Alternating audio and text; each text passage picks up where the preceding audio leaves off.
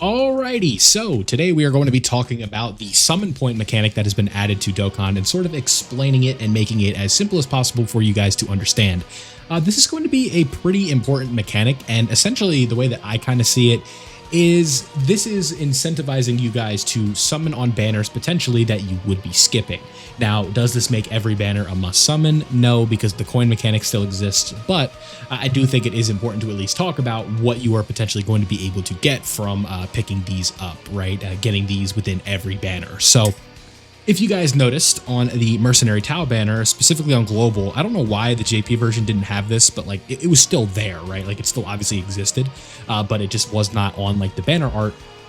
What you were able to do is 3 multi-summons, and this is going to be giving you a certain amount of points per multi-summon, right? You guys can kind of see here. Collect summon points and exchange them for summon tickets that allow you to recruit characters who have appeared in summon events such as Dokkan festivals, legendary summons, and legendary summon carnivals. And this is going to be from a certain period. So you guys can see summon points can be obtained by performing a multi-summon with Dragon Stones in certain summon events up to the 3rd multi-summon. So the first 3 multi-summons of every banner from here until a certain point. I don't know if they mention it in the news announcement. This is a pretty long announcement, so I can understand if you guys didn't read it. That's why I'm explaining it here. This is going to be sort of explaining which ones that you are going to be able to put them on, right? So the first 3 multi-summons are going to be able to give you points, and then after that, you sort of are dipping into waters that you probably should not go into, especially with banners like the Mercenary Tau one, and then other banners like a legendary summon that could potentially be coming up and stuff like that. But if you were to do 3 multi-summons on the Mercenary Tau banner, I'm pulling it up right now on the JP just to make sure that I know what I'm talking about here with the summon points, as long as they're in the inventory. I don't know where they go afterwards within the game, so I just kind of want to make sure you get 30 per. So if you do 10 multi-summons throughout the next X amount of banners, right, you are going to have 300 points, which is going to allow you to exchange them for pretty valuable characters here.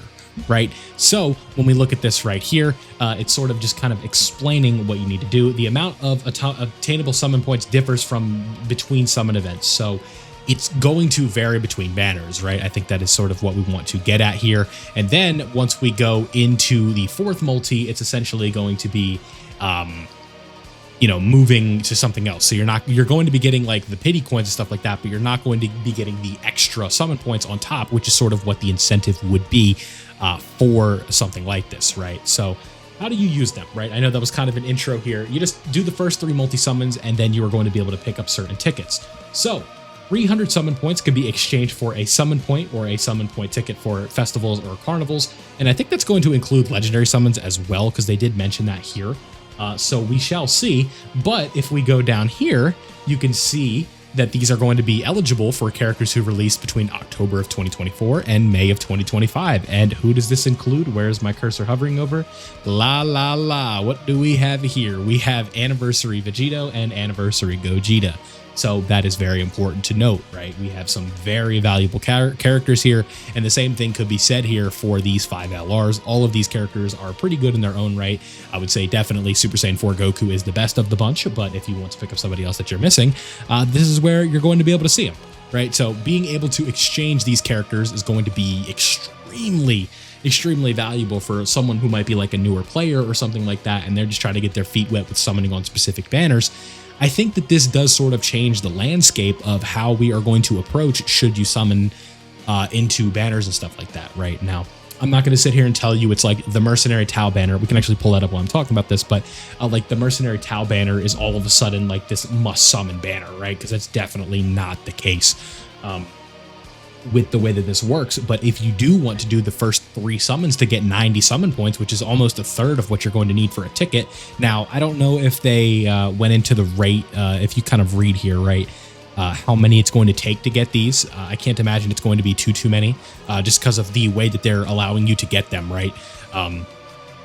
It's like you're only allowed to get 3 of whatever the currency is on that banner. So if it's like 20 per, you're only going to be allowed to get 60.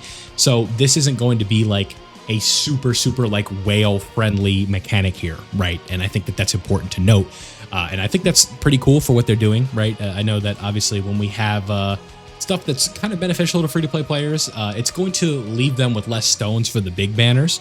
But I do think that being able to pick up like an Anniversary LR with these is pretty neat. Now, overall, would I say you need to go to 0 stones just in order to get these? I would say no.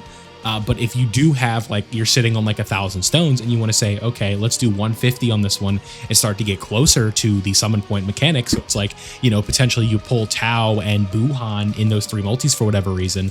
And now all of a sudden you're starting to get closer to the ability to buy like Vegito or Gogeta here. I think that does sort of switch up the landscape of like how I would recommend that you spend your stones, right? I don't think that's, like a bad idea to sort of consider. So that is something that you do have to keep in mind, that the game is going to be changing a bit with sort of the way that we're going to be looking at how we're spending our Dragon Stones. And I want to make sure that this is clear to you guys on how this is going to be working. So overall, if I were to say like who are the best options, well, I'm looking at this right here. It's definitely Vegito.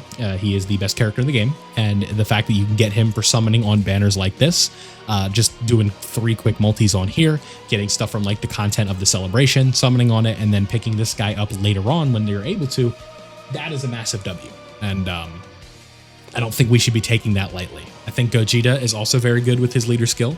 And maybe you didn't summon during Golden Week and you have like both of these guys with their gold slots or whatever, and you want to pick up like Hit, you want to pick up this Kaioken Goku for whatever reason, or you missed out on one of the carnivals and you want to pick up one of these characters, you can definitely do that as well. So it'll be interesting to see if this is like going to be a year 10 exclusive thing. I feel like they would have mentioned that at the top.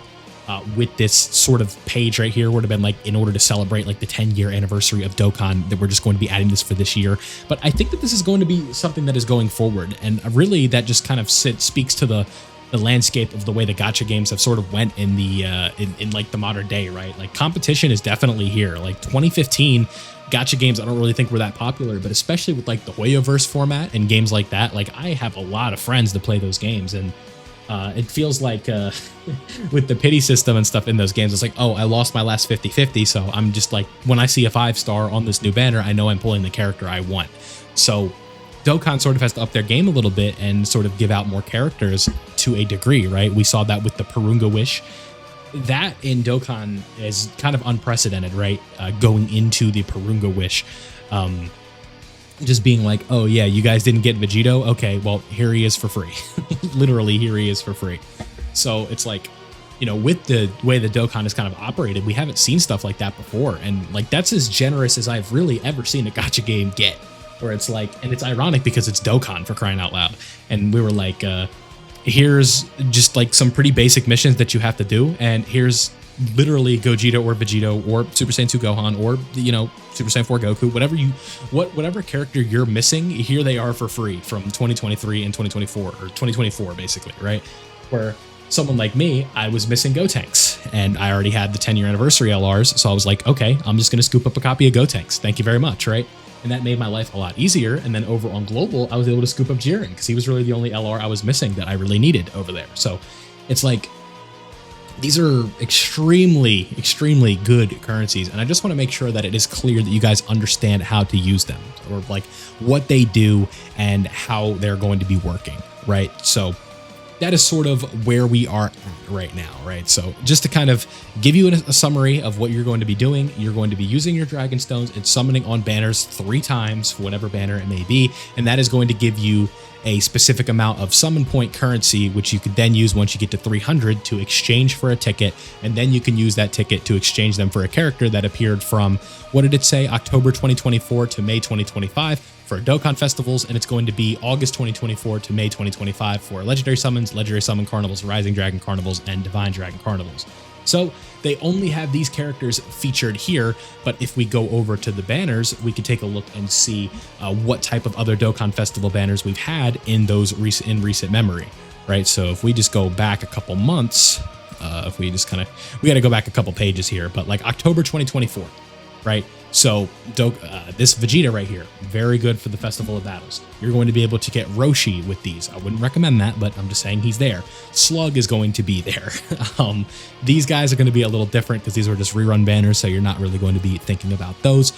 We go over here, we have Buhan. You're going to be able to pick him up. We're going to have Glorio. We're going to have Daima Goku. And you guys kind of get the idea, right? The anniversary LRs are all going to be here. And then any of the Dokkan Fest that came out, so Kid Goku.